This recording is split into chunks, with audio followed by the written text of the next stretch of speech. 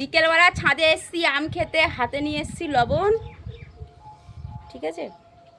অনেকে আবার বলবে দিদি কাঁচা লবণ শরীরের পক্ষে একদম ভালো না, তো দেখো আম খেতে গেলে একটু আধটু তো লবণ খাওয়ারই দরকার। অনেক না খেলে আমি কী করে লবণ মানে আমটা খাবো। কাঁচা আমে দেখো আমের গুটি অনেকটাই বড় হয়েছে, ঠিক আছে। আর এত পরিমাণে টক, এত পরিমাণে টক, আর টক খেতে আমার ভীষণ ভালো লাগে। আমার মতো টক লাভার কে কে আছে একটু কমেন্ট করবে তো। আমের গুটি এখন খাবো, তো চলো টাটা, খেয়ে নি, পরে কথা বলবো।